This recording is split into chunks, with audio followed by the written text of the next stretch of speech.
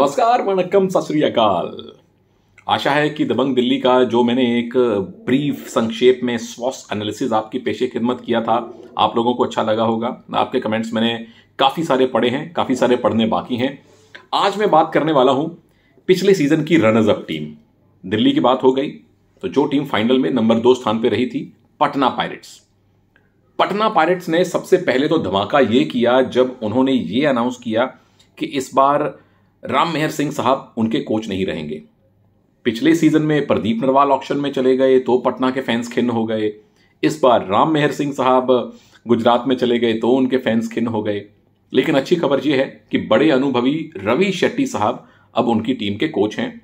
वो रवि शेट्टी जो सीजन 1 में यू मुंबा के कोच थे, उसके बाद लगातार टीम के असिस्टेंट कोच रहे वो ई भास्करन के साथ, और उसके बाद लगातार उन्होंने पुनेरी पल्टन की यूथ टीम बनाई, युवा पल्टन, जिससे बहुत सारे स्टार हमें प्रो कबड्डी में देखने को मिले। तो इस टीम ने ऑक्शन से पहले जो अपने खिलाड़ियों को रिटेन किया, ऑक्शन में जो खिलाड़ी खरीदे, उसके बाद टीम कैसी दिख रही है, स्वॉट एनालिसिस, स्ट्रेंथ, वीकनेस, अपॉर्चुनिटीज और स्ट्रेटजी क्या रहेगी पटना पायरेट्स की सीजन 9 में, आइए थोड़ा संक्षेप में जानने की कोशिश करते हैं।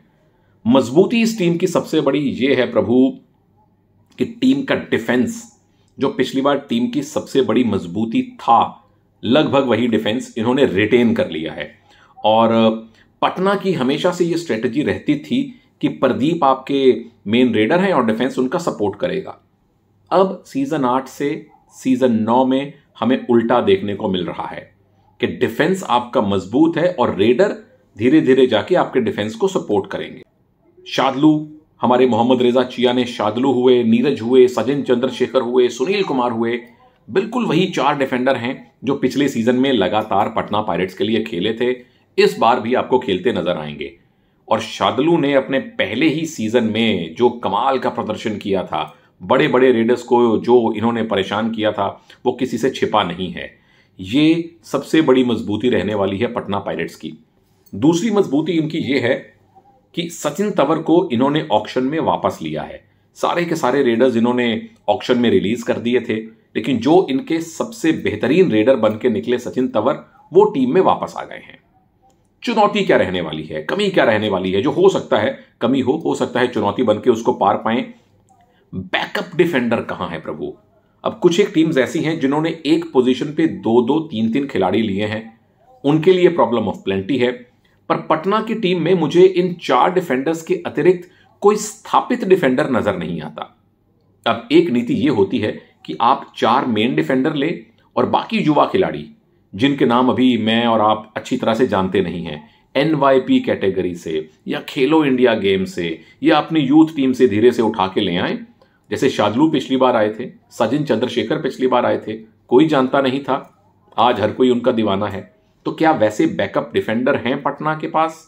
अगर नहीं तो मान लीजिए कोई डिफेंडर आउट ऑफ फॉर्म है, कोई फिटनेस से संघर्ष कर रहा है, तो वो एक चुनौती रह सकती है पटना के लिए। दूसरी बड़ी चुनौती मुझे ये लगती है कि सचिन के अलावा रेडिंग डिपार्टमेंट में आपके पास रोहित गुलिया हैं, जो बेस प्राइस पे गए, जो पिछली बार 90 लाख लेके हरियाणा में गए थे, इस बार सिर्फ 30 लाख में आए हैं पटना में। और पिछला सीजन उनका कुछ बहुत ज्यादा आशाएं बढ़ाने वाला नहीं रहा था और बहुत सारे मैचेस भी उनको खेलने के लिए नहीं मिले थे।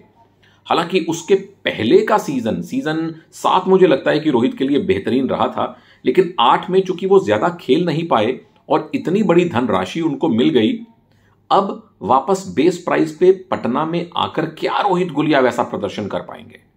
तीसरा रेडर जो इस सूची में मुझे दिखाई देता है वो है मोनू, जो पिछले सीजन में पटना के लिए भी बहुत ज्यादा नहीं खेले भी तो मेनली डिफेंडर के तौर पे खेले।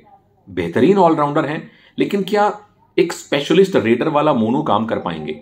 या जो पिछली बार मोनू गोयत, प्रशांत कुमार राय, सचिन तंवर और बाद में जब गुमान सिंह आए थे, जो इन 4 में से 3 खिलाड़ियों की तिकड़ी सुनियोजित तरीके से खेलती थी कि प्रशांत बोनस पे खेल रहे हैं, सचिन अटैक कर रहे हैं और मोनू गोयत चुपके से बोनस ला रहे हैं, 1-1 पॉइंट ला रहे हैं। वो जो सुनियोजित रणनीति थी कि ये हमारा डुओ डाई रेडर है, ये हमारा स्ट्राइक रेडर है, ये हमारा मल्टी पॉइंट रेडर है, उस स्ट्रेटजी को क्या इस बार ये रेडर चरितार्थ कर पाएंगे, कार्यान्वित कर पाएंगे? ये एक बहुत बड़ी चुनौती पटना के लिए जरूर होगी, क्योंकि पिछली बार रेडर के जो रोल थे वो एकदम क्रिस्टल क्लियर थे, वेल डिफाइंड थे। इस बार देखना पड़ेगा कौन से रेडर को कौन सी ड्यूटी मिलती है। अपॉर्चुनिटी क्या है? सबसे पहले तो सचिन तंवर के लिए बहुत बेहतरीन मौका है, क्योंकि इस बार, पिछली बार चलिए रेड्स 3 या 4 रेडर्स में बढ़ती थी, इस बार मुझे पूरी आशा है कि सचिन तंवर ज्यादा रेड करेंगे। पिछले सीजन सचिन तंवर के लिए बहुत अच्छा साबित हुआ था। इस बार सचिन तंवर के लिए अवसर हैं कि खुद को नवीन या पवन सहरावत या पहले जो राहुल चौधरी का रुतबा था या अनूप कुमार का रुतबा था, अजय ठाकुर का रुतबा था, उस लेवल पर खुद को स्थापित करने की कोशिश करें, क्योंकि इस बार उनके अपने कद का और कोई रेडर टीम में नहीं है। उनके पास अवसर है अब एक बेहतरीन से कमाल के रेडर की, लेजेंड रेडर की श्रेणी में आने का। क्या वो इसका फायदा उठा पाएंगे? दूसरा मौका है रोहित गुलिया के पास। पिछली बार हरियाणा के सेटअप में भले ही उनको ज्यादा पैसा मिला हो, लेकिन विकास कंडोला, मीतू शर्मा इत्यादि के रहते हुए उनको बहुत ज्यादा खेलने का मौका उतना मिला नहीं, बहुत ज्यादा रेड्स उनको मिली नहीं। इस बार संभवतः टीम के नंबर 2 रेडर, बैकअप रेडर, सहयोगी रेडर वो रहने वाले हैं, तो उनको भी अच्छा गेम टाइम मिलेगा। उनके लिए अवसर है कि इस बार जो उनके 2/3 पैसे कट गए या पिछली बार उतना गेम टाइम नहीं मिला, उसकी भरपाई करें, खुद को और ज्यादा स्थापित करें। स्ट्रेटजी क्या रहने वाली है? मुझे ऐसा लगता है कि यह टीम पिछली बार की तरह ही अपने डिफेंस पे ज्यादा ध्यान देगी, और इस बार आपके पास उतने ज्यादा नंबर्स में और उतनी ज्यादा रेपुटेशन में खतरनाक रेडर नहीं है, तो रवि शेट्टी साहब संभवतः वो काम करेंगे जो किसी टाइम बंगाल वॉरियर्स किया करती थी, कि आप डिफेंस मजबूत रखें, आपके डिफेंडर न केवल पॉइंट देने से बचें बल्कि रेडर्स पे अटैक करके उनको पकड़े, और जैसे ही विरोधी टीम में कोई कमजोरी नजर आए उसके बाद सचिन तंवर अपनी स्पीड से उनके बचे खोचे खिलाड़ियों को साफ कर दे। तो पटना पायरेट्स पिछली बार हालांकि एक संतुलन था, रेडर भी लगातार पॉइंट लाते थे, डिफेंस भी पॉइंट लाती थी। शायद इस बार आपको ज्यादा डिफेंस ओरिएंटेड गेम देखने को मिले, और एक बार अगर सेकंड रेडर इनका चल पड़ा, चाहे वो रोहित गुलिया हो चाहे वो मोनू हो, तो फिर आपको दोबारा से संतुलन देखने को मिल सकता है कि पहली रेड से ही इनके रेडर अटैक कर दें।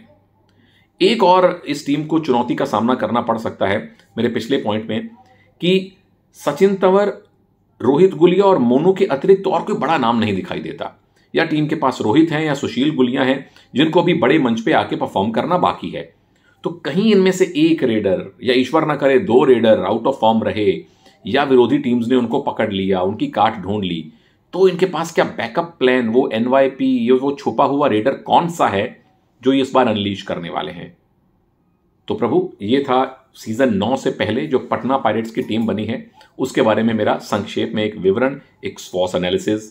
आपके कमेंट्स का, प्रतिक्रिया का, जो कुछ आप ऐड करना चाहते हैं इन बातों में, मुझे पूरी तरह से इंतजार रहेगा, और इंतजार कीजिए मेरे अगले वीडियो का।